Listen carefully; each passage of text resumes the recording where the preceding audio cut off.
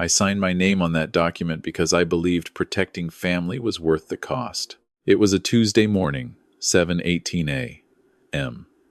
My coffee still too hot to drink. The house quiet except for the dishwasher humming. Nothing felt urgent. Nothing felt wrong. My brother smiled, tapped the table once, and said we were just cleaning things up. I remember noticing one thing. The folder was heavier than it needed to be. I didn't know then that every truth I trusted was already collapsing. I've spent most of my adult life believing that if you follow the rules, things eventually work out. Not in a motivational poster kind of way, just practically. Show up on time, do your job, pay your taxes, don't lie to people who trust you. That was the deal I thought I had with the world. My name is Daniel Mercer. I'm 52 years old, and for the last 17 years, I've worked as a municipal building inspector in Columbus, Ohio. Not glamorous, not powerful, but steady. I look at foundations, wiring, permits. I tell people when something isn't safe, even when they don't want to hear it. I've failed friends. I've failed contractors who offered me cash. I failed my own cousin once. I slept fine afterward. That mattered to me. Integrity is a quiet thing, but once you lose it, it never shuts up again. I lived alone in a 2-story colonial just outside Worthington. Beige siding, narrow driveway, a maple tree that dropped leaves like clockwork every October. My wife, Laura, passed 5 years earlier from ovarian cancer. No kids. The house stayed too quiet after that, but I never sold it.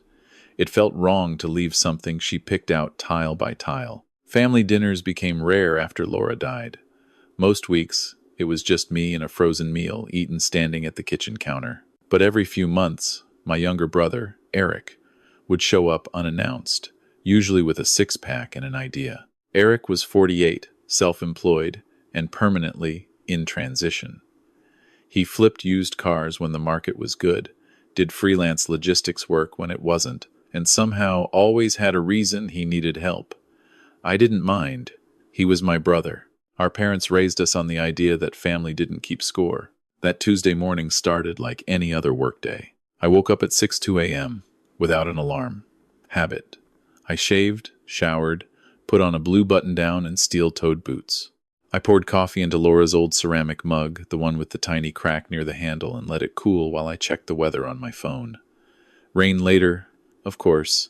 At 7:18 a.m., Eric knocked. Not a loud knock. Just 2 quick taps, like he didn't want to wake the house. He stood on the porch holding a slim brown folder, the kind you get from office supply stores. He wore jeans, a gray hoodie, and that half-smile he always used when he wanted something but didn't want to admit it yet. "Morning, Danny," he said. "You got a minute?" I stepped aside and let him in. He didn't take off his shoes. That was the first thing that felt off, though I wouldn't have said it out loud at the time. We sat at the kitchen table. The dishwasher hummed behind us, mid-cycle. Steam fogged the window above the sink. Everything looked normal, ordinary, safe. Eric slid the folder toward me. "Nothing big," he said. "Just some paperwork. Cleanup stuff." "Cleanup of what?" I asked. He shrugged. "Mom and Dad's estate, the last loose ends." The attorney finally sent it over. Our parents had died within 18 months of each other. Dad from a stroke, Mom from complications after surgery. The house in Dayton was sold, the savings split evenly. As far as I knew, everything had been settled years ago. I opened the folder. Inside were 3 documents clipped neatly together. Typed, formal, legal language dense enough to blur if you didn't focus. My name appeared on the second page. My address was correct. My social security number was partially masked. Eric leaned back in his chair, crossed his arms. "You don't have to read the whole thing," he said casually. "It's just authorizing me to manage some residual accounts. Old insurance stuff. I've already signed." That gave me pause. "I usually read things," I said. "Of course you do," he replied quickly. "I'm not saying don't. I'm just saying it's boring. Same boilerplate as before." I scanned the first page. Words jumped out. Fiduciary, authorization, transfer of responsibility.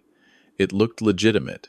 The law firm's letterhead matched the one we'd used before. The signature line waited at the bottom, clean and empty. "What's the rush?" I asked.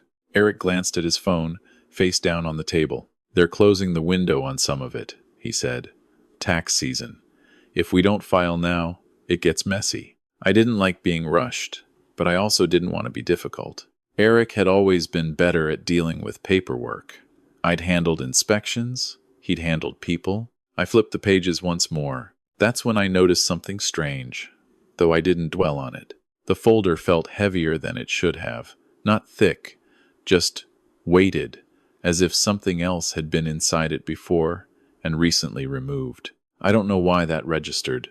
It shouldn't have mattered. I didn't say anything. I signed. The pen scratched louder than usual. My name looked slightly off, like my hand had hesitated halfway through the last letter. Eric watched closely, nodding once when I finished. "Appreciate it," he said, already reaching for the folder. "I'll take care of the rest." He stood up fast, too fast, and this time he smiled wide. "You always were the responsible one," he said. "Laura would have hated dealing with this stuff." The mention of her name landed heavier than the folder ever had. He left a minute later, shoes still on, door closing softly behind him. I poured the coffee down the sink without drinking it. It had gone cold. At work that day, I failed a commercial renovation for faulty wiring. The contractor argued. I stood my ground. I wrote notes. I did my job. But something kept tugging at the back of my mind, like a loose thread. That night, I pulled the folder back out of the recycling bin. It wasn't there. I told myself Eric had just taken it with him. Of course he had. That was the point. Still, I checked the bin twice. When I went to bed, I couldn't sleep. The house felt different. Not haunted. Just rearranged. Like furniture had been moved an inch to the left, and my body hadn't adjusted yet. I lay awake staring at the ceiling, thinking about how many documents I'd signed over the years. Permits, reports, compliance forms. I'd always trusted the process. I didn't know then that the document I signed that morning wasn't the beginning of a favor. It was the beginning of a transaction, and I was the only one who hadn't known the price. The strange thing about the days that followed was how normal they looked from the outside. Nothing dramatic happened. No phone calls in the middle of the night. No letters stamped urgent. No sudden withdrawals from my account. If someone had asked me how my week was going, I would have said, "Fine," and meant it. That was what made it unsettling in retrospect. Wednesday morning, I woke up at the usual time and found a voicemail from the city clerk, reminding inspectors about an upcoming audit. Routine. I drove to a residential site near Clintonville, checked a basement remodel, flagged a load-bearing beam that wasn't properly reinforced. The homeowner frowned but thanked me. I ate lunch in my truck, a turkey sandwich wrapped in foil, radio low. Life stayed inside its lines. But there was a thin pressure behind everything, like a headache that hadn't decided whether to arrive yet. I kept thinking about the folder, not in a paranoid way. More like when you suddenly realize you've misplaced your keys, and your hand keeps drifting to your pocket out of habit. I replayed the moment at the kitchen table. Eric's voice, his smile, the way he'd said "clean up" instead of explaining anything concrete. That night, I checked my email for anything from the law firm. Nothing. I checked the spam folder. Still nothing. I told myself to stop being ridiculous. Thursday evening, I went through the mail, as usual. Grocery coupons. A credit card offer. A handwritten envelope from a charity Laura used to support. I held it longer than necessary, then set it aside. At the bottom of the stack was a thin, white envelope from my bank. That wasn't unusual either. Statements came monthly. Alerts came more often. I opened it standing at the counter. It wasn't a statement. It was a notice of update. "Dear Mr.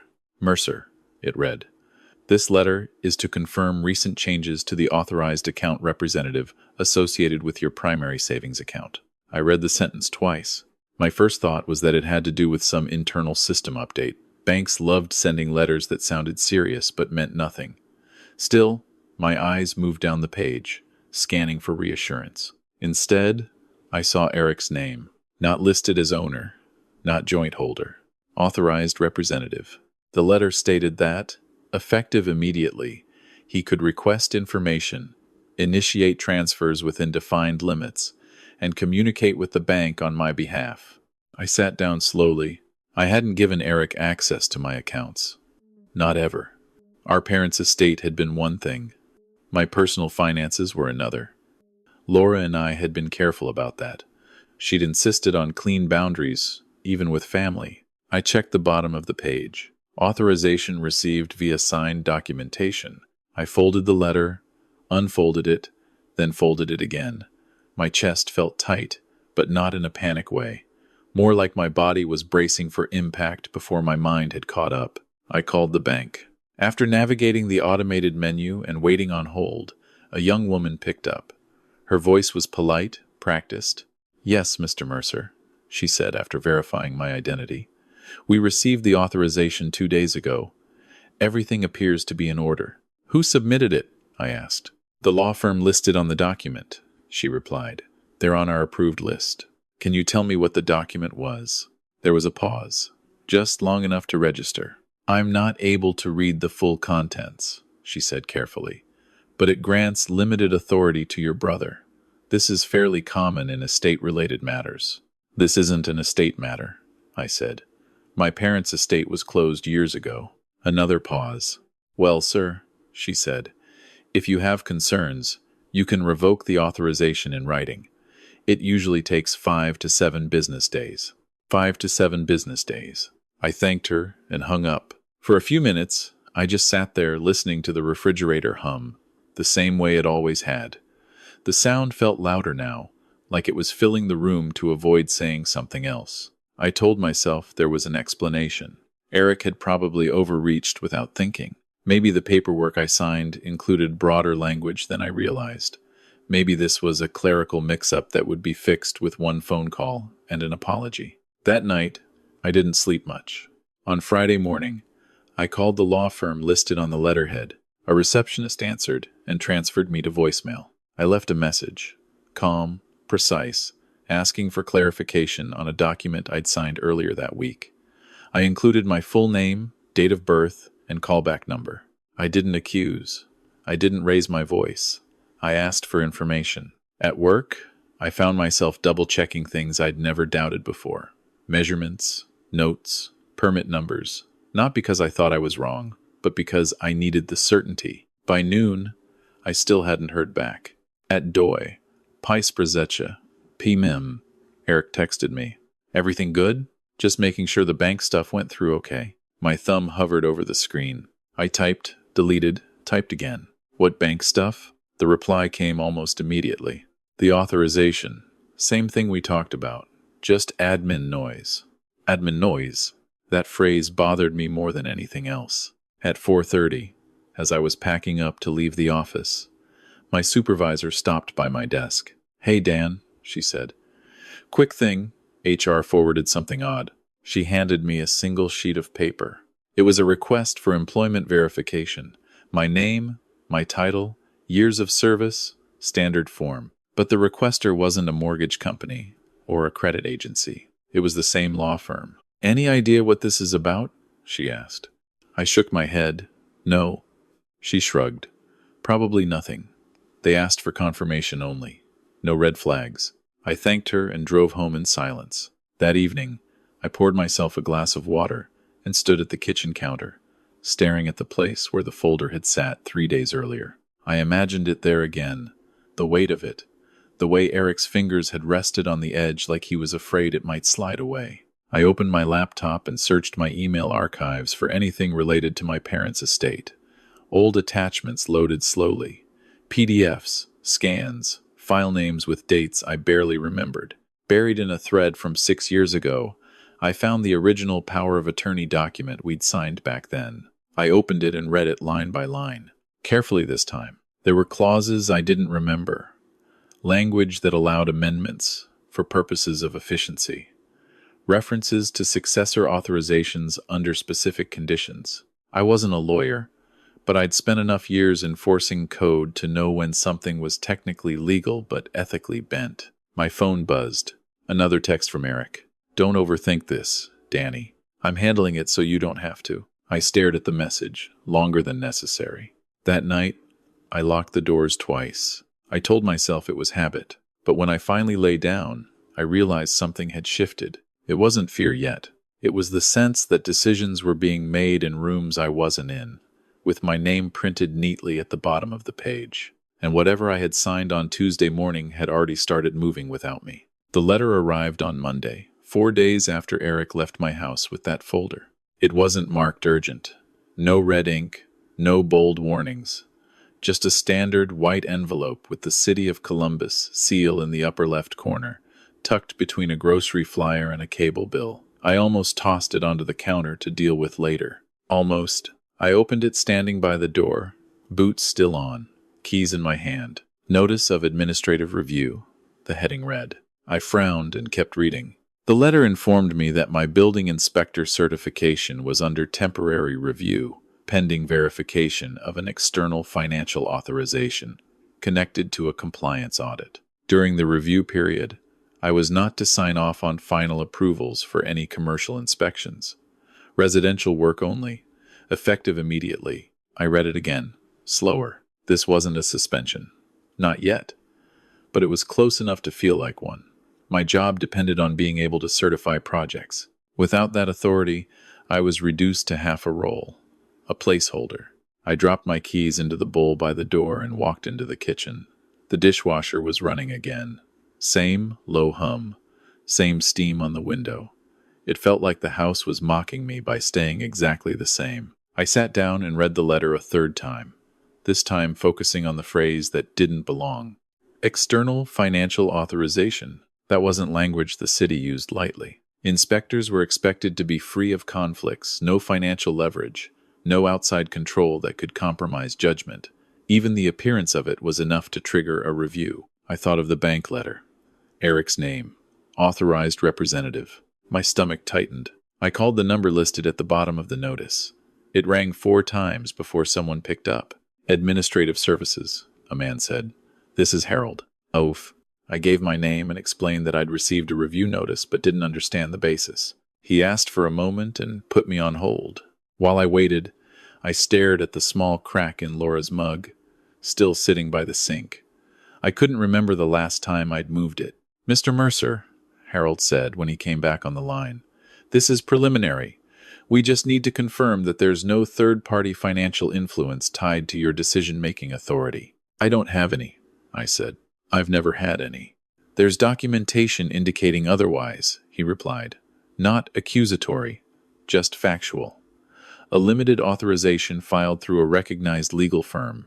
My grip tightened around the phone. That authorization was for an old family matter, I said. It doesn't affect my work. I understand, Harold said. But on paper, it connects your personal finances to another individual. That triggers protocol. How long does the review take? I asked. Usually 2 to 3 weeks, he said. Assuming everything checks out.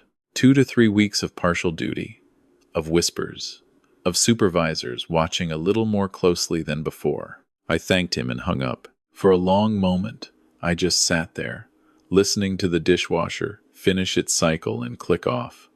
The sudden quiet felt loud. I didn't call Eric right away. I drove to work instead, hands steady on the wheel, radio off. I parked in the same spot I always did, walked through the same entrance, nodded at the same security guard. From the outside, nothing had changed. Inside, everything had. At my desk, there was already a yellow sticky note waiting. See me when you get in, my supervisor had written. No exclamation point, no smiley face. Her office door was open. She gestured for me to sit. Dan, she said, folding her hands. This review isn't disciplinary. But it's not nothing either. Hever Didrist. I understand, I said. She studied me for a second. Is there something I should know about? I thought about the folder, the signature, Eric's text messages. No, I said truthfully. Nothing that affects my work. She nodded. Okay, then we'll let the process run. As I stood to leave, she added, for what it's worth, this kind of thing usually resolves. But perception matters. Perception.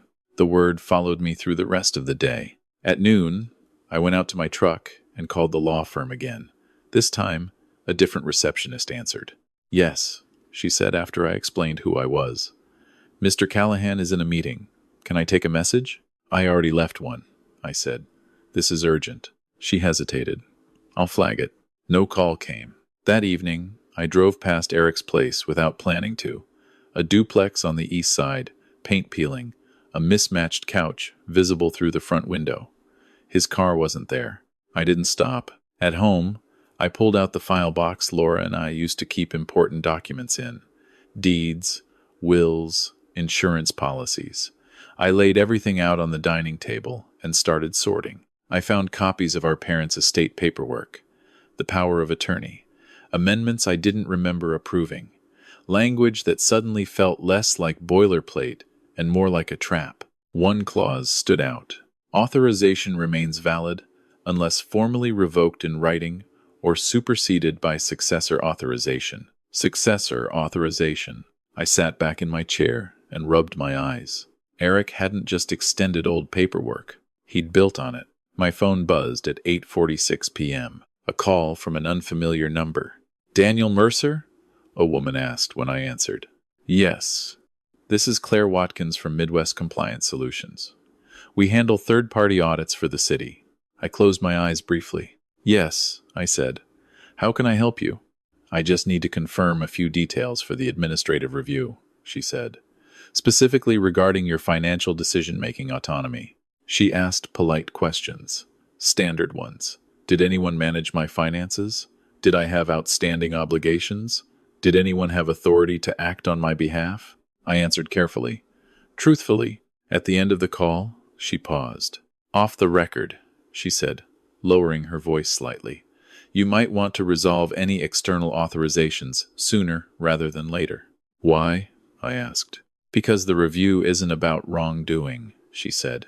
"It's about control." Control. After we hung up, I sat alone at the table, documents spread out like evidence in a case I hadn't known I was part of. This was the event that shifted everything. Not a crime, not a betrayal caught on camera. Just a process, quietly unfolding, fueled by signatures and assumptions. And for the first time since Laura died, I felt something close to panic, not because I'd done something wrong, but because the system I'd trusted was now moving in a direction I hadn't chosen. I picked up my phone and typed a message to Eric. "We need to talk. Tonight." The dots appeared almost immediately, then disappeared. No reply came. I looked down at the papers again and understood, with a cold clarity, that whatever Eric was doing, it wasn't casual. It was structured, planned, and it had already reached further into my life than I'd realized. The review letter wasn't the warning. It was the confirmation that the ground under me had already shifted. The hardest part wasn't the review. It wasn't the bank letter or the careful language everyone kept using around me, like they were stepping over thin ice and didn't want to be the one who cracked it. The hardest part was deciding what I believed about my own brother. Tuesday morning came with rain, steady and gray, the kind that made Columbus feel smaller than it already was. I stood at the front window watching water run down the glass, replaying the last decade of my life in pieces that didn't line up cleanly anymore. Eric and I hadn't always been close, but we'd never been adversaries. Growing up, he was the talker and I was the watcher. He got in trouble. I explained it away. He made promises. I made sure things still worked afterward. That had been our balance. People like to say family is complicated. That's too soft a word. Family is layered. It's history stacked on top of obligation, stacked on top of memory. You don't get to pull one layer out without the rest collapsing. At 9:30 a.m., my phone rang. Eric's name lit up the screen. For a split second, I felt relief. Real, physical relief. Like my body had been holding something heavy and finally set it down. I answered on the second ring. "Danny," he said. His voice sounded normal, too normal. "Sorry I went quiet last night. Long day." "Where are you?" I asked. "Home," he said. "Why?" "Because I need you to explain something," I said, keeping my voice level. Now, there was a pause. Not long, but measured. "Okay," he said. "What's going on?" I told him about the bank letter, the review notice, the city audit. I didn't accuse. I listed facts, the way I'd learned to do in my job. When I finished, he let out a breath that sounded almost like a laugh. "Jesus, Danny," he said. "You scared me. I thought something actually bad had happened." "Oh, this is bad," I said. No, he replied quickly. This is bureaucracy. It's annoying, but it's not dangerous. You put your name on my accounts, I said. I was authorized, he said. By you. For estate matters, I said. Which this still is, he replied. Just residual stuff that didn't get closed properly. The law firm confirmed it. The city thinks it affects my independence, I said. That's on them, Eric said. They overreact to everything. And I leaned back against the counter and closed my eyes. You should have told me, I said quietly. I didn't want to stress you out, he said. You've been alone since Laura passed. I figured I'd handle it.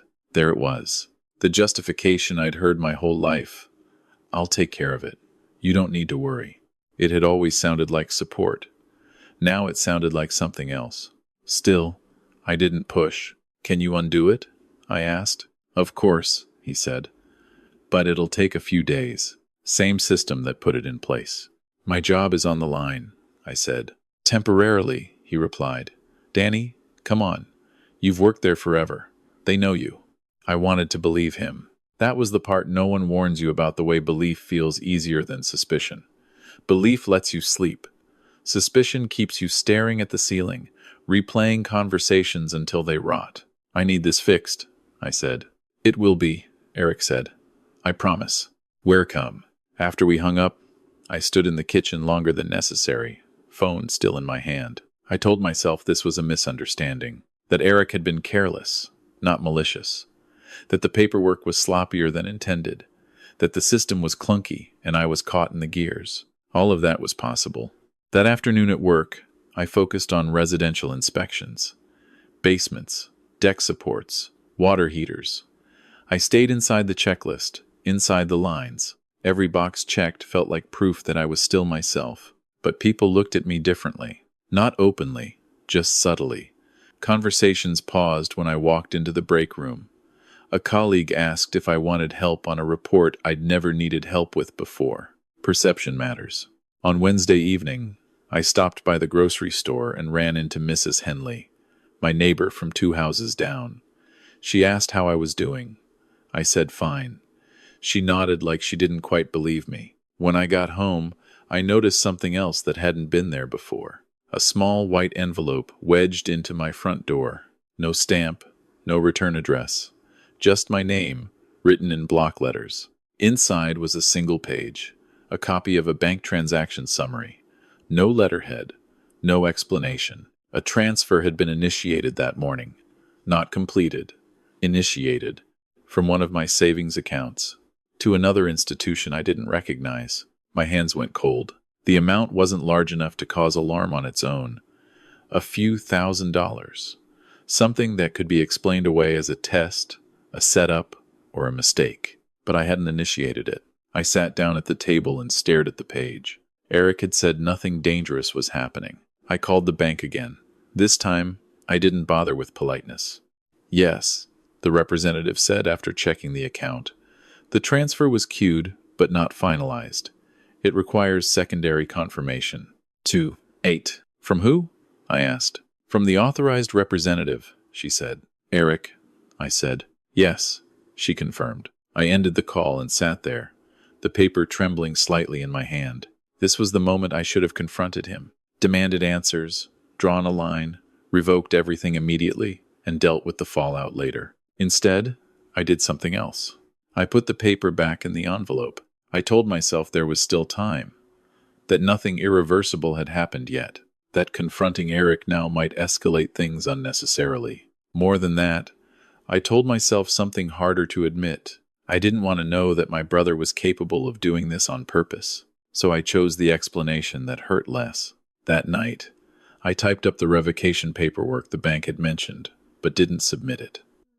I saved it to my desktop, labeled clearly, like a fire extinguisher you hope never to use.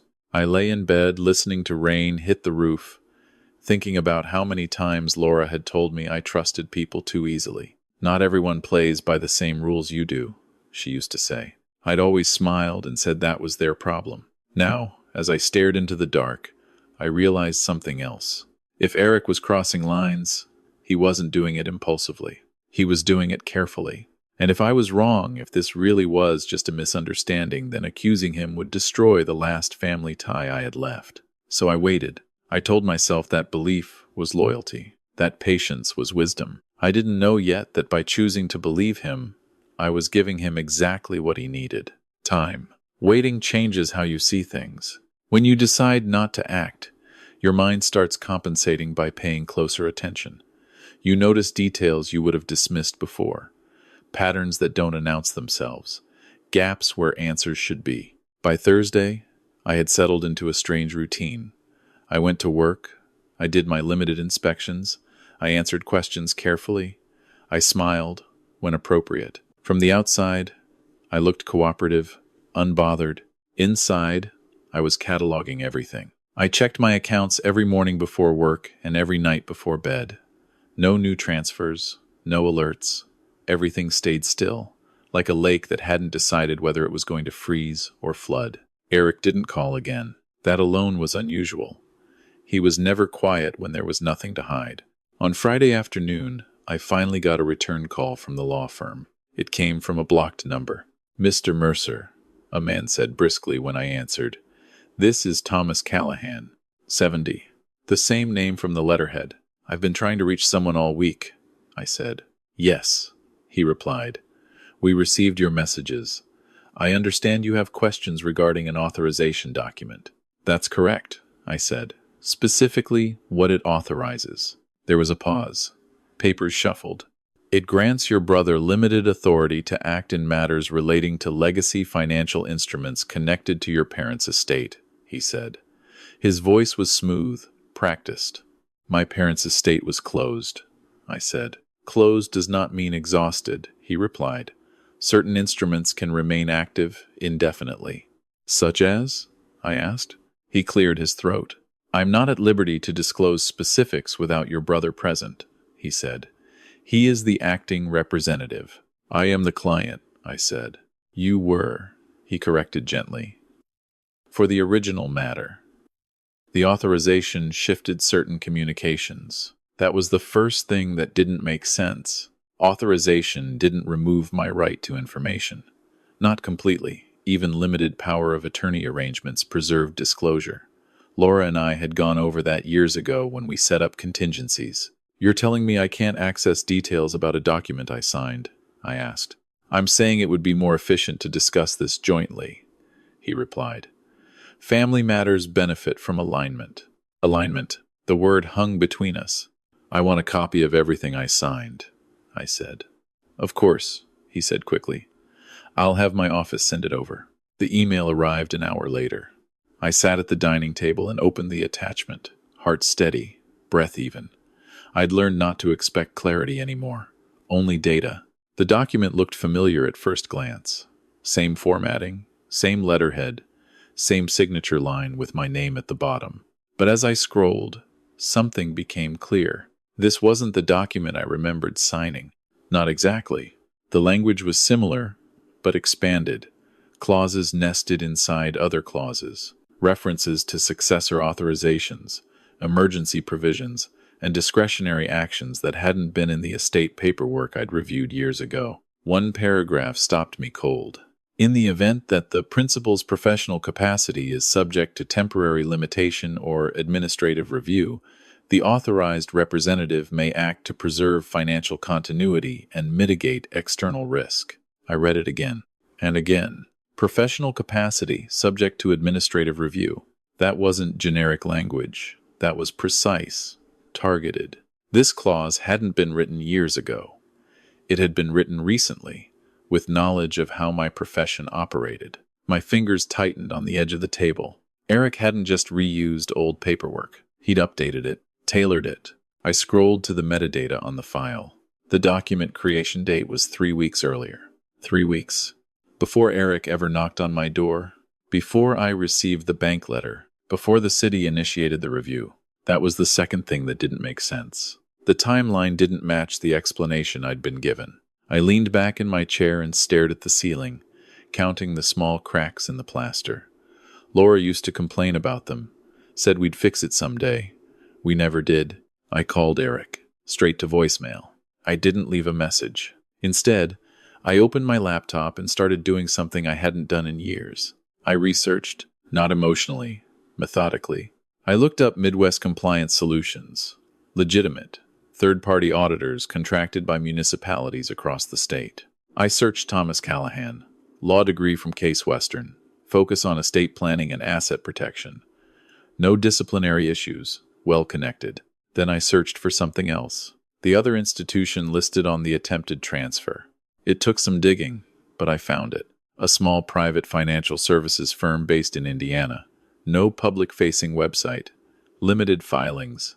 Mostly shell entities managing pooled assets. One name appeared repeatedly in the filings. Eric Mercer. Not as an owner. As a managing intermediary, my pulse didn't spike. It dropped. Cold realization has a way of slowing everything down. I printed the document, highlighted the clause, marked the dates. Then I did something that surprised even me. I didn't confront him. I didn't call the bank. I didn't submit the revocation paperwork. I closed the laptop, stacked the papers neatly, and slid them into the file box with everything else. Because now I understood something I hadn't before. This wasn't improvisation. It was preparation. Eric hadn't reacted to a situation. He'd created one. The administrative review wasn't an accident that triggered his authority. It was the condition that activated it, which meant the review itself might not have been random. That idea settled in slowly, like sediment sinking to the bottom of clear water. I thought about the employment verification request, the timing, the firm's involvement. I thought about how carefully the authorization language aligned with my professional vulnerabilities. And I realized something else, something quieter but more unsettling. If Eric had gone to this much trouble, then the money wasn't the point. Control was. That night, I slept better than I had all week, not because things were okay, but because uncertainty had given way to clarity. I no longer needed to guess whether something was wrong. I just needed to understand how far it went. And for the first time since this started, I made a decision. I would stop waiting for explanations. I would let Eric believe I was still choosing trust. Because if he thought I was passive, he would keep moving. And whatever his next step was, I intended to see it clearly. Before it landed, the confirmation didn't arrive all at once. It came in pieces, spread across an ordinary Saturday, disguised as errands and quiet decisions. The kind of day where nothing dramatic is supposed to happen, which is exactly why it did. I woke up before sunrise out of habit. No alarm, no urgency. The house was still, wrapped in that early morning silence that feels earned. I made coffee, sat at the kitchen table, and opened my laptop. No alerts, no transfers, nothing new. Eric was still moving carefully. That told me two things. He believed I hadn't caught on, and whatever he was planning hadn't reached its end yet. At 8:30 a.m., my phone rang. It wasn't Eric. "Daniel Mercer?" a man asked when I answered. "Yes, this is Frank Hollis with Tri-State Asset Services. I'm calling to confirm availability for a consult next week." I frowned. I didn't request a consult. There was a brief pause on the other end, the sound of papers shifting. "We received an inquiry on your behalf," he said, "regarding transitional asset management in the event of employment disruption." Employment disruption. The phrase landed like a dropped plate. "Who submitted the inquiry?" I asked. "Your authorized representative," he said. "Eric Mercer." I didn't respond right away. "I'm not interested," I said finally. "I understand," he replied politely. "I'll note that. But for what it's worth, these arrangements are usually made proactively." One dub. "Arrangements for what?" I asked. "To ensure continuity," he said, "in case things change quickly." After we hung up, I sat staring at the dark screen of my laptop. This wasn't cleanup. This wasn't administration. This was contingency planning for my removal. I stood up, walked to the sink, and poured the rest of my coffee down the drain. I didn't need caffeine anymore. My body felt awake in a way it hadn't all week. I drove to the hardware store next, not because I needed anything, but because it gave me time to think without staring at documents. I walked the aisles slowly, past shelves of screws and lumber, nodding at employees who didn't know me. It was in the parking lot, loading nothing into my trunk, that I saw Eric's car. Parked 3 rows down, my first instinct was to leave, The second was to wait. I stayed where I was, leaning against my car, phone in my hand, pretending to scroll. 10 minutes passed. Then Eric came out of the store with a man I didn't recognize. Mid-40s, clean cut, button-down shirt tucked into khakis. The kind of person who didn't shop for himself. They talked as they walked, heads angled slightly inward. I couldn't hear what they were saying, but I watched their body language. The man gestured with his hands while Eric listened, nodding, smiling at the right moments. They stopped near Eric's car. The man handed him a folder, another folder. Slim, brown. Eric took it without hesitation and slid it under his arm like he'd done it before. That was it. The moment my mind stopped offering alternatives. This wasn't sloppy. This wasn't rushed. This wasn't even desperate. It was coordinated. I turned and got into my car before either of them noticed me. On the drive home, I didn't feel angry.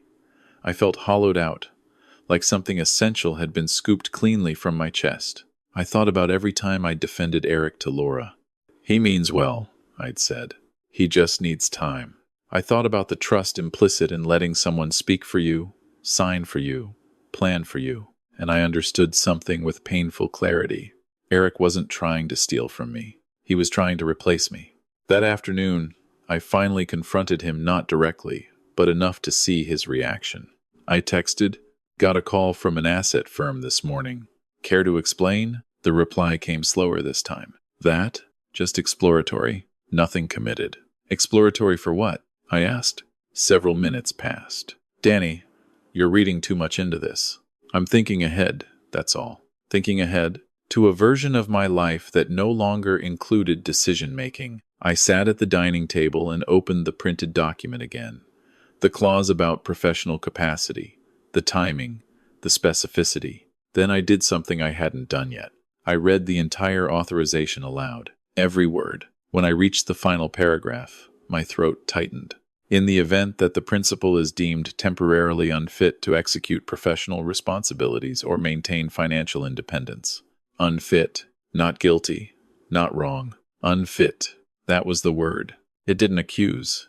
It displaced. And suddenly, everything clicked into place. The review, the employment verification, the controlled transfers, the asset firm. Eric wasn't reacting to a crisis. He was building a narrative, one where I slowly appeared compromised, professionally constrained, financially supervised, increasingly peripheral. A narrative where intervention looked responsible, necessary, even. I closed my eyes and let the truth settle. This wasn't a misunderstanding anymore. It was a plan, and I was the obstacle inside it. That evening, Eric finally called. "Danny," he said, voice warm. "You okay? You sounded tense earlier." I let a beat pass before answering. "I'm fine," I said. There was relief in his exhale. "Good," he replied. "I was worried this process might be stressful for you." Process. "Eric," I said carefully, "do you trust me?" "Of course I do," he said without hesitation. "Then why does it feel like you're preparing for me to fail?" I asked. Silence. Not the brief pause of someone choosing words. The long silence of someone deciding whether to lie. "Because you don't see what I see," he said finally. "And someone has to." That was the moment. The precise second the last excuse died. He didn't deny it. He justified it. I didn't argue. I didn't accuse. I didn't raise my voice. I thanked him for calling and told him I needed time to think. After we hung up, I sat alone in the darkened living room, listening to the house settle, the way it always did at night. The betrayal wasn't loud. It didn't explode. It crystallized.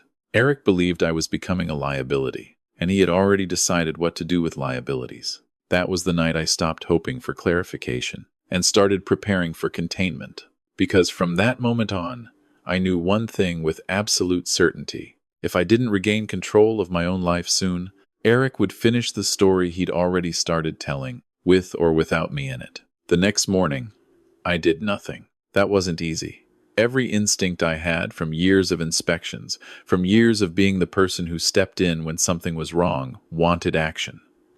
Documentation, calls, formal objections, a paper trail that screamed, "I'm still here." Instead, I stayed still. I woke up at the same time. I made the same coffee. I read the news on my phone and deleted emails I didn't need. I went to work and followed the reduced scope of my duties without complaint. I nodded when supervisors spoke. I smiled when coworkers asked how things were going. Fine, I said. Just waiting out some admin stuff. The words tasted bland, safe. Eric texted me that afternoon, checking in. Let me know if you need anything. I stared at the message for a long time before replying.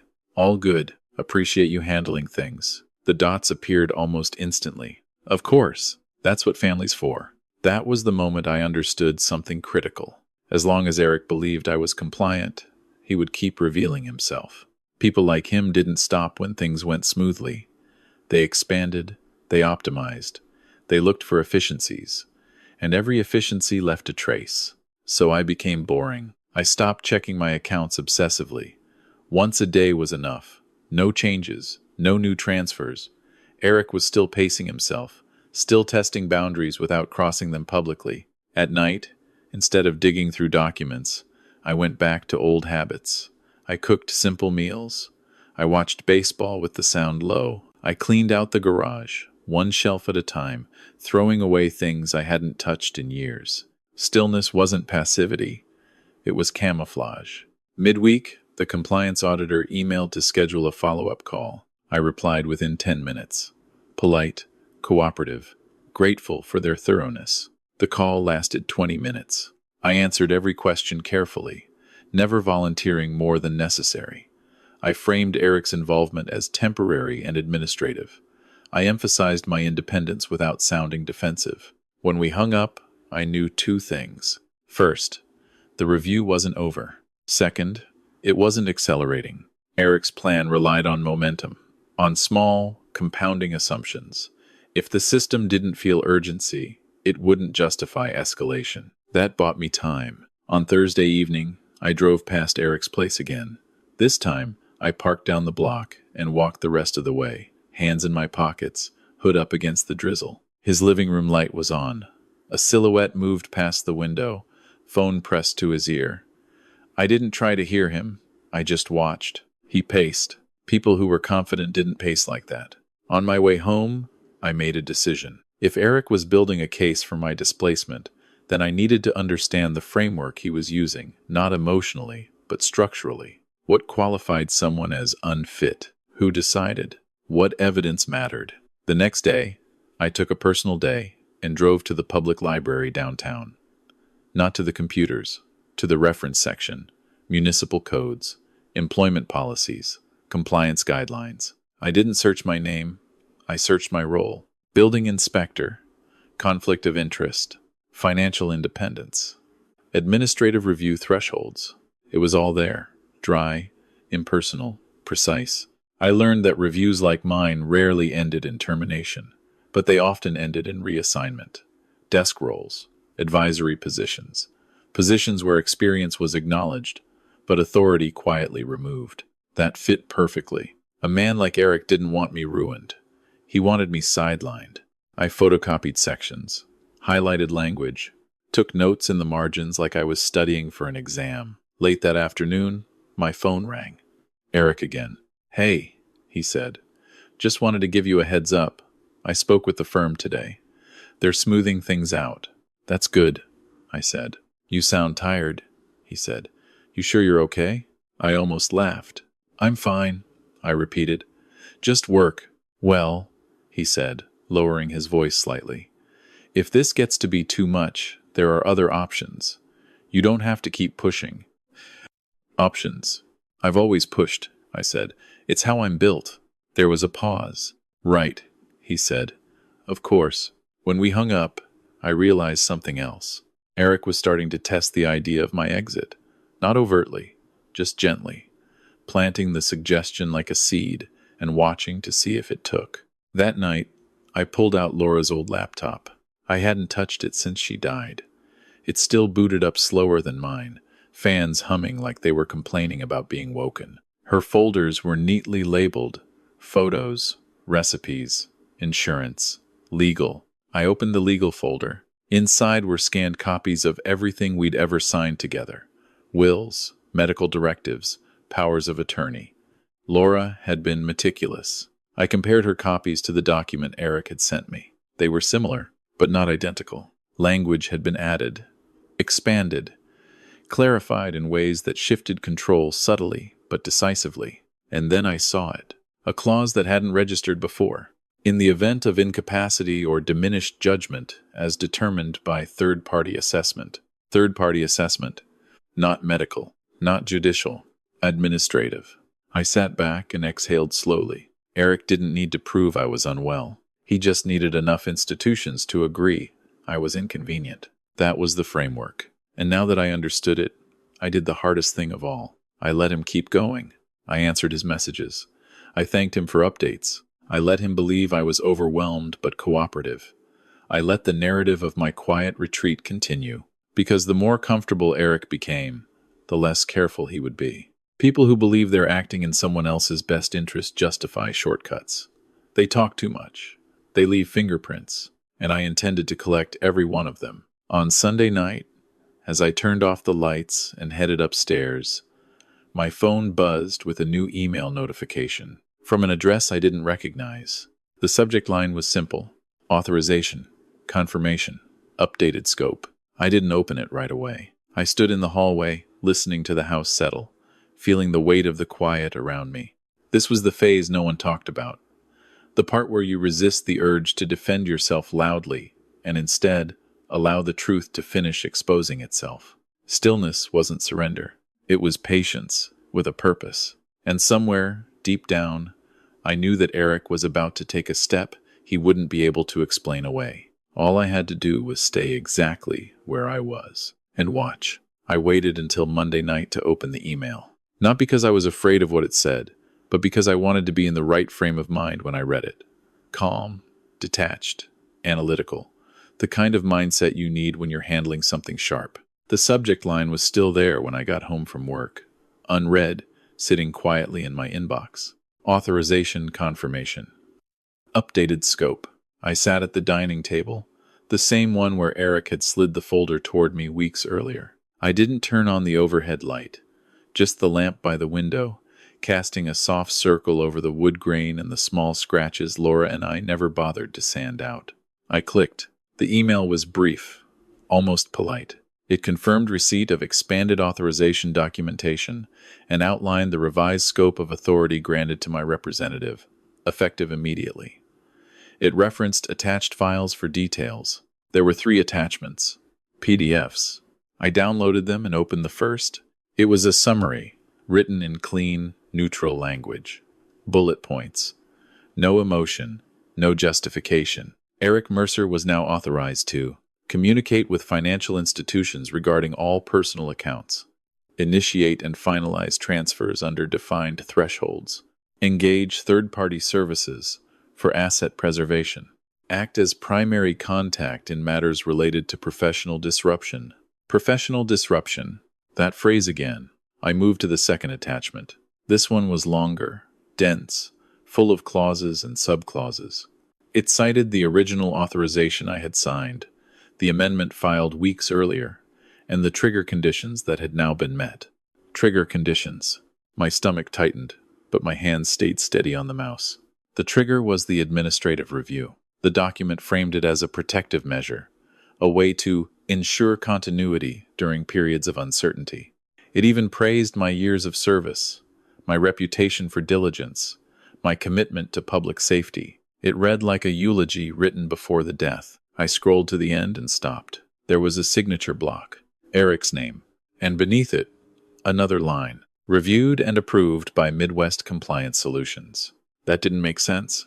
Compliance firms didn't approve private authorizations. They assessed. They recommended. They didn't sign off on personal financial control. I opened the third attachment. That's when I realized the email hadn't been meant for me at all. The third file wasn't a summary or a legal document. It was an internal memo. No letterhead, no formatting polish, just plain text. The subject line at the top read, Mercer Transition, Phase 2. My name appeared in the body of the memo, but not as the addressee. It described me in the third person. The principal has demonstrated compliance and minimal resistance, it read. Current strategy should proceed without confrontation. Recommend continued emphasis on stability and support to avoid escalation. I felt a slow chill move up my spine. The memo went on. It outlined a phased approach. Phase 1, establish authorization. Phase 2, normalize oversight. Phase 3, recommend reassignment or voluntary reduction of responsibilities for health and stress management. Health, stress. There was no diagnosis, no accusation, just implication. At the bottom of the memo was a list of recipients. Eric Mercer, Thomas Callahan, Frank Hollis, the asset firm, the law firm, the compliance consultant. This wasn't just Eric. It was a network, and they were coordinating. I leaned back in my chair and closed my eyes. This was the evidence I'd been waiting for, not of theft, not of crime, but of intent. They weren't trying to take my money outright. They were trying to redefine me, to turn me into someone who needed managing. The brilliance of it made my stomach turn. No police, no courts, no dramatic accusations, just process, just concern, just enough paperwork to make resistance look unreasonable. I reopened the memo and read it again, slower this time, focusing on what wasn't said. There was no plan for my consent, no mention of reversal, no exit strategy. Once I was transitioned, I stayed that way.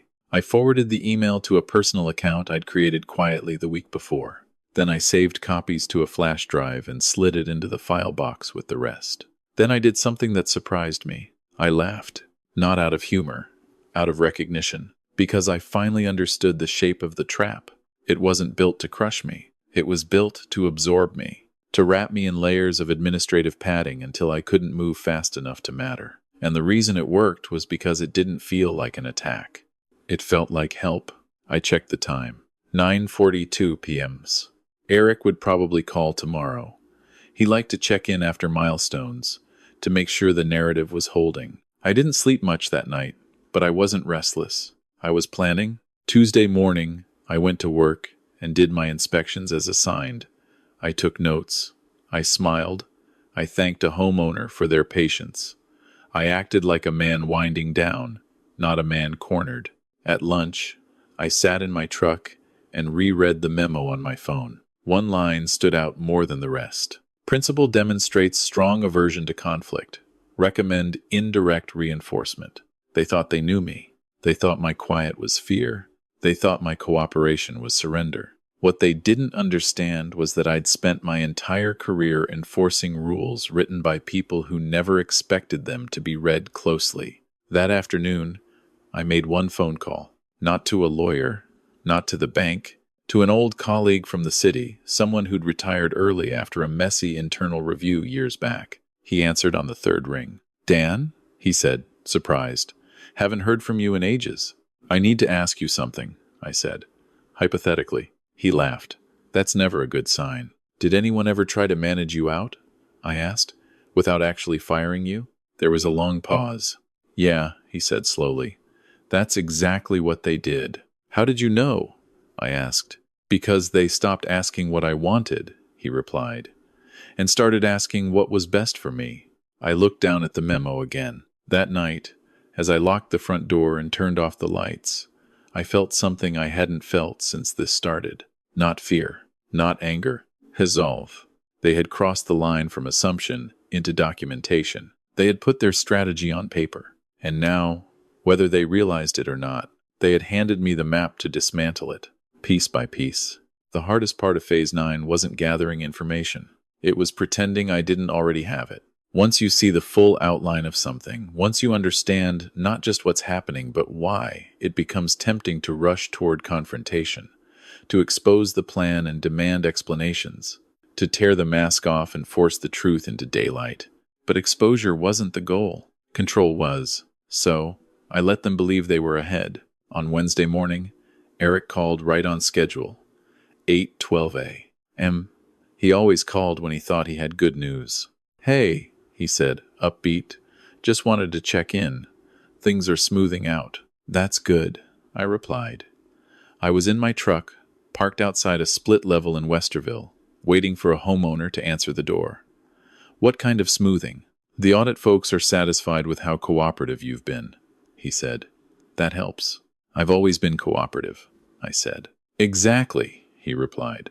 That's why this is working. Working. I pictured the memo again. Phase 2.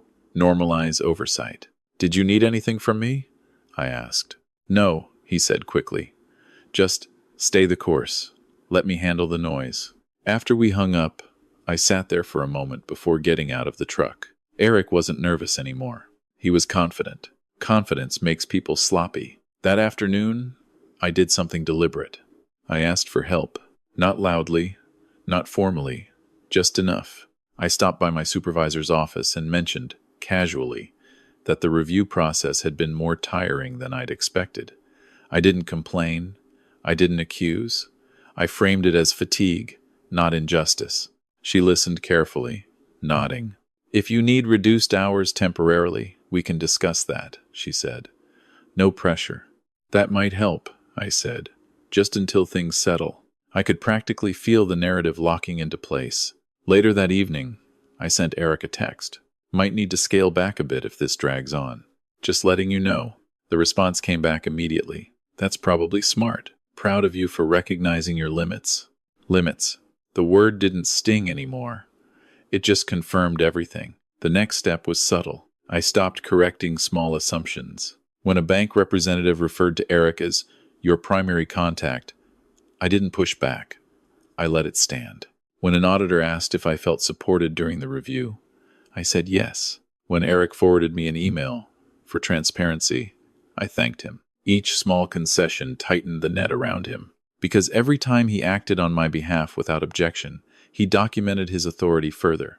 Every email, every call, every decision made for my benefit reinforced the idea that he was steering. I wasn't disappearing. I was letting him put his hands on the wheel. By Friday, the effects were visible. Eric started talking more freely. On a call that afternoon, he mentioned how relieved he was that things weren't escalating.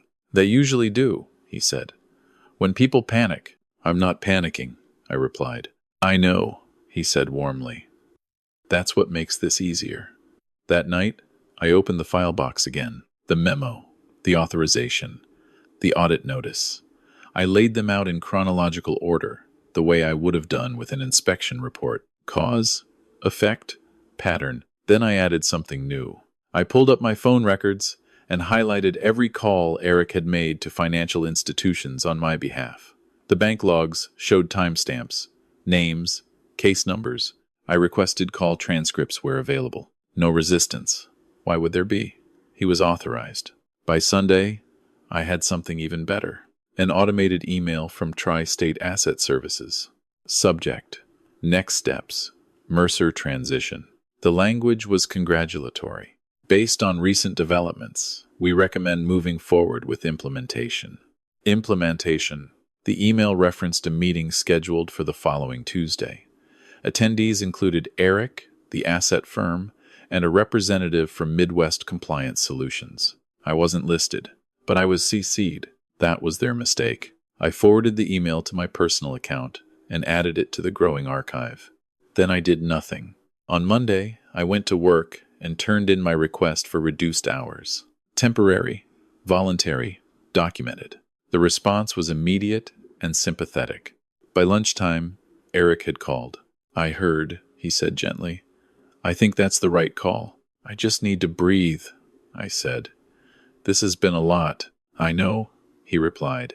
You've carried things alone for too long. Alone. He'd never used that word before. That night, I stood in the garage, staring at Laura's old gardening tools, still hanging where she'd left them. I thought about how she used to say that the most dangerous people weren't the loud ones. They're the ones who sound reasonable, she'd said, because they never think they're wrong. By Tuesday morning, everything was set. Eric was moving toward his endgame, formalizing control, recommending reassignment, presenting it all as a compassionate solution. He thought the system was with him, and in many ways, it was. What he didn't realize was that by letting him act freely, I'd gathered something more powerful than opposition. I had consistency. The memos aligned with the calls. The calls aligned with the authorizations. The authorizations aligned with the audit. No accusations. No leaps.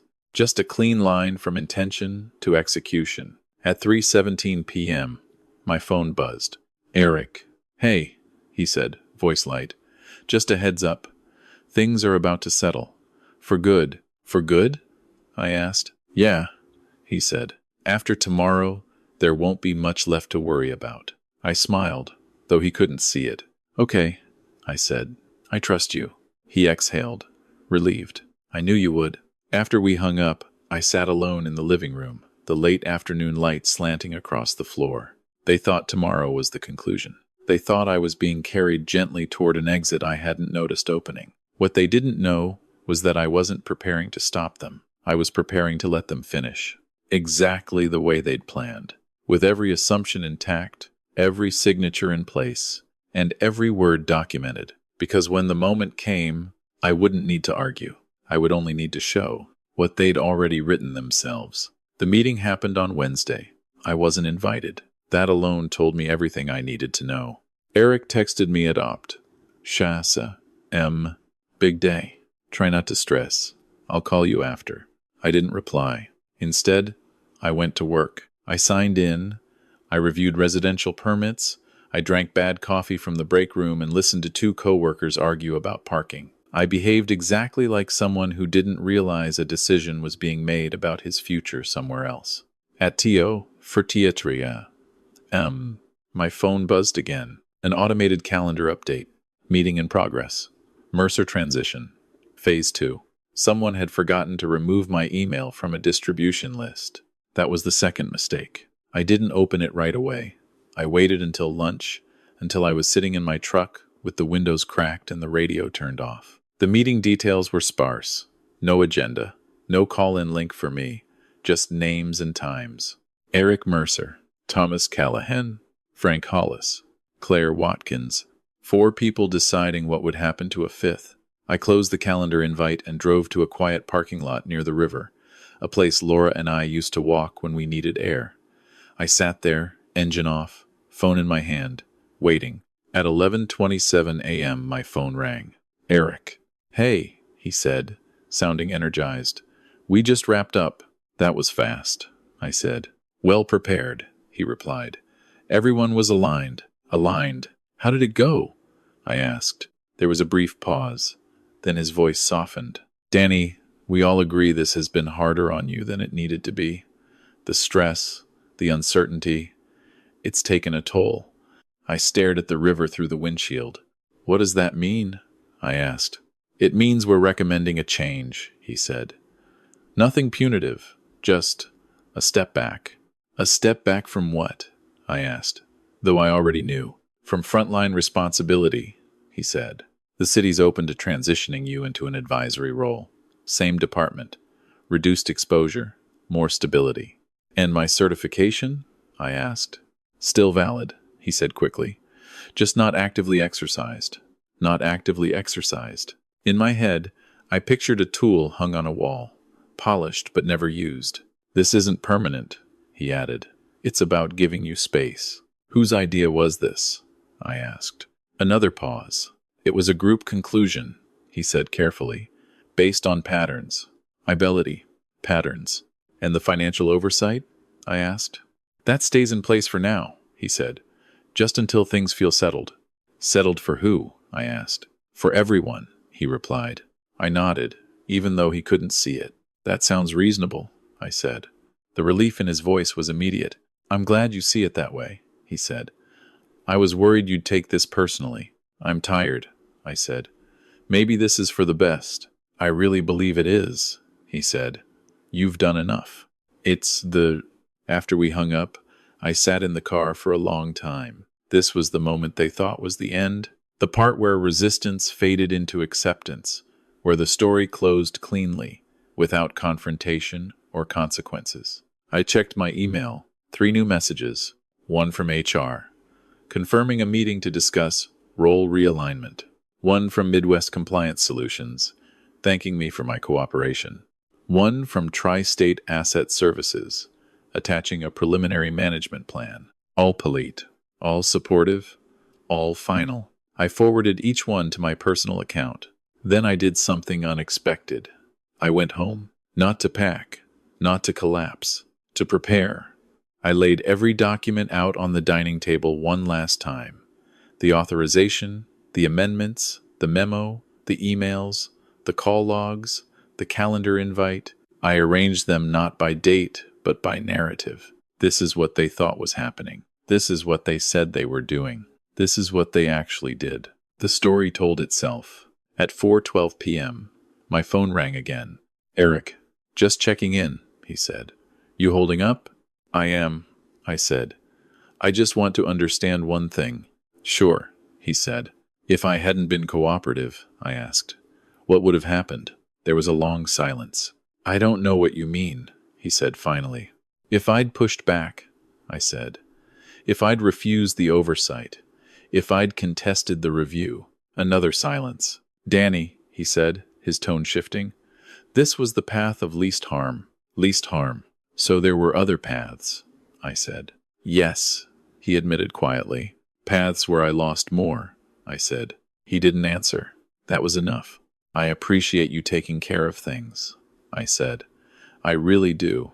I always will," he said. After we hung up, I turned off my phone. For the first time in weeks, the house felt quiet in a way that wasn't oppressive. They thought they'd completed the transition. They thought I'd stepped aside. What they didn't realize was that by formalizing everything, by documenting their concern, their authority, their intentions, they had created a record so clean, so coherent, that it could only be read one way. Not as help, but as orchestration. That evening, as the sun dipped low and shadows stretched across the room, I poured myself a glass of water and sat at the table, looking at the evidence. Tomorrow, I would decide what to do with it. But tonight, I allowed myself one small truth. They had taken my position. They had taken my authority. But in doing so, they had given me something far more valuable. They had shown me exactly who they were, and exactly how far they were willing to go. When they believed no one was watching, I spent the night awake, but not restless. There's a difference between lying in bed because your mind won't stop spinning and staying awake because you're finally listening clearly. This was the second kind. Calm, focused, like standing in a quiet room after everyone else has left.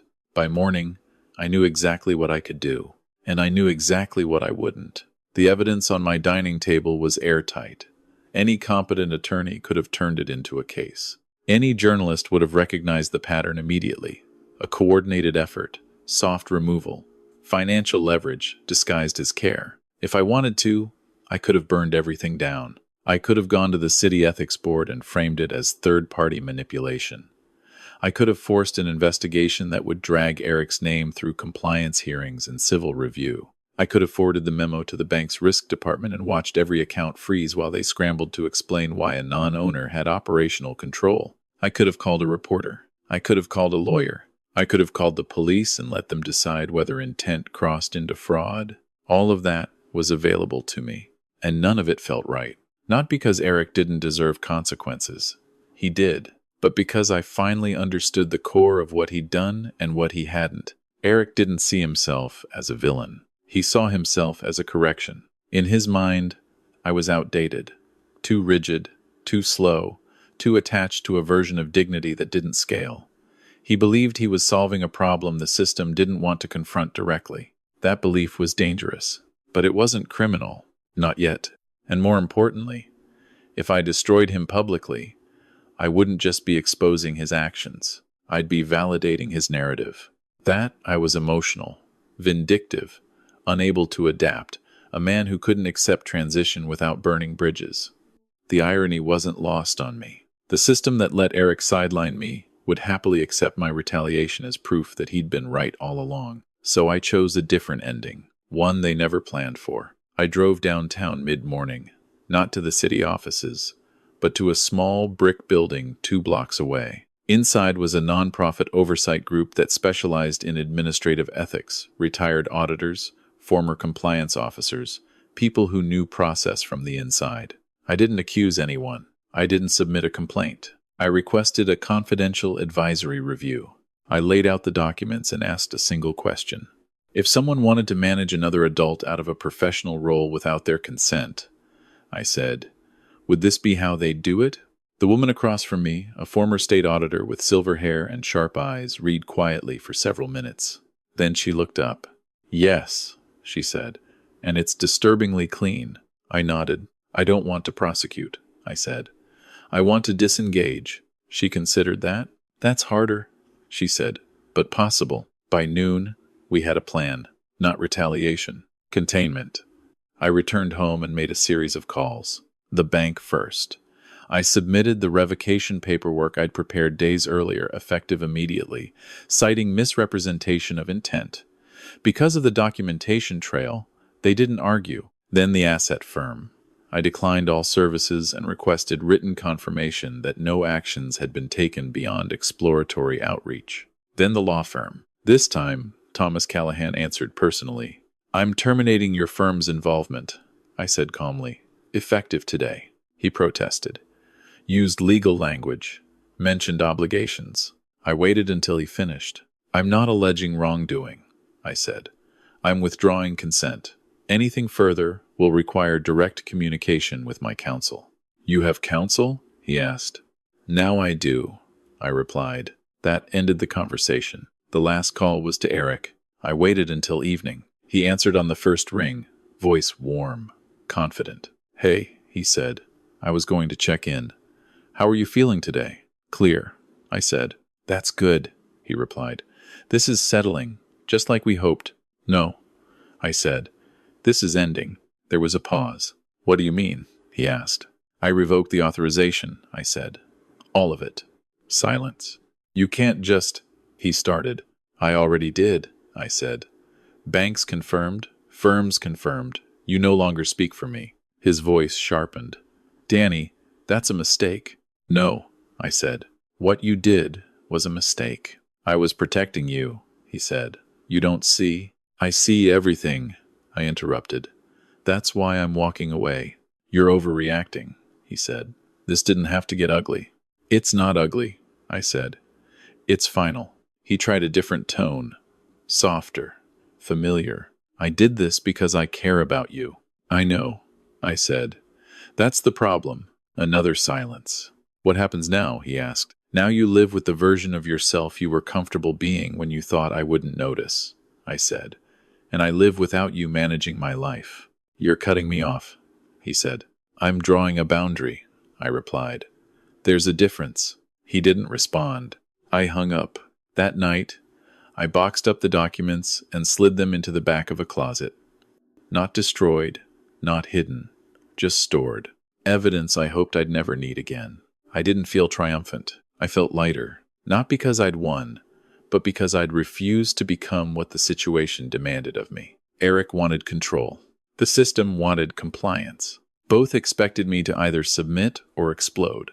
What neither expected was withdrawal. The quiet kind. The kind that leaves no villain to point at, no spectacle to analyze, no mess to clean up. Just absence. And absence, I realized, is the one thing manipulators never plan for. Because without resistance, without reaction, without someone to manage, they're left alone with their intent. And that, in the end, was the only justice I wanted. The weeks that followed were quieter than I expected. Not peaceful, not comforting. Just quiet in a way that forced me to hear my own thoughts again, without anyone else translating them for me. The city finalized my reassignment without ceremony. An advisory role, part-time, no inspections in the field. Exactly what Eric and his partners had envisioned, except now it came without their oversight attached to it. No financial authority. No support. No gentle hands on the wheel. I accepted it, not because it was fair, but because I understood something I hadn't before. Jobs can be replaced. Dignity can't. I packed up my office on a Thursday afternoon. A cardboard box, a framed photo of Laura at Hocking Hills, laughing mid-step, a coffee mug I'd never liked but had used for years anyway. My coworkers wished me well in the careful way people do when they don't know what questions they're allowed to ask. My supervisor shook my hand. "You handled this with grace," she said. I nodded. Grace, I'd learned, was often just restraint, wearing better clothes. Eric didn't call again. Not that week, not the next. I heard through our aunt that he was furious, that he'd told people I was unstable, paranoid, ungrateful, that I'd turned my back on family when I needed help. I didn't correct the story. I didn't need to. Anyone who knew me well enough to matter would eventually notice the gap between who I was and who he said I'd become. And anyone who didn't notice wasn't someone I needed to convince. One Saturday morning, I finally went through the house properly. Not cleaning. Inventory. I opened drawers I'd avoided since Laura died, boxes I'd stacked and forgotten. I found old notes in her handwriting reminders, grocery lists, half-written plans, evidence of a life that had once been full and unguarded. I realized something then that I hadn't allowed myself to think before. Eric hadn't just exploited my trust. He'd stepped into a space Laura used to occupy. The place where decisions were shared, where concern was mutual, where support didn't come with paperwork. And maybe that was why this hurt more than it should have. Not because he'd taken something from me, but because I'd let him stand where she once stood. That was on me. Acknowledging that didn't feel like blame. It felt like ownership. I started walking in the mornings again. No destination, just movement. Past the maple tree, down the familiar streets, through neighborhoods where no one knew my name or my history. I slept better. Not deeply, not every night, but without the tight, braced awareness that had followed me for months. The bank account stabilized. The oversight vanished. The quiet returned to its proper shape. Every now and then, I'd catch myself reaching for my phone to check something that no longer needed checking. Control leaves a phantom limb. You feel it long after it's gone. One afternoon, I received an email from the nonprofit advisory group. No subject line, just a sentence. If circumstances change and you decide to pursue formal action, our door remains open. I didn't reply, not because I'd forgiven Eric, but because I didn't want my future defined by his worst decision. That kind of justice always costs more than it gives. Instead, I did something smaller. I rewrote my will, not out of spite, out of clarity. I changed beneficiaries, updated contingencies, named a neutral executor with no emotional investment in my life beyond carrying out instructions. It felt like closing a door that had been left open too long. One evening, as I was locking up the garage, I noticed the gardening tools Laura had hung years ago. Still in place, still unused. I took them down, not to garden, to give them away. A neighbor's daughter had just moved into her first place and mentioned wanting to start a small vegetable patch. I handed her the tools without explanation. She thanked me like I'd given her something valuable. Maybe I had. Eric never apologized. I didn't expect him to. People who act out of care rarely see harm until it's too late. And even then, they reframe it as misunderstanding. What mattered wasn't what he learned. It was what I did. I learned that trust isn't about how long you've known someone. It's about whether they still ask before deciding what's best for you. I learned that systems don't protect people. They protect narratives. And the quietest violence is the kind that convinces you it's for your own good. Most of all, I learned that walking away doesn't mean you lost. Sometimes it means you refuse to let someone else finish rewriting you. On the first cool morning of fall, I stood in the driveway watching leaves drift down from the maple tree. The same house, the same quiet. But it didn't feel like before. It felt earned. I didn't get my old role back. I didn't restore my family. I didn't expose a conspiracy or deliver justice in a way anyone would applaud. What I did instead was simpler and harder. I kept myself intact. And in a world that's always looking for a reason to manage you, correct you, soften you into something easier to control, that might be the most complete ending there is.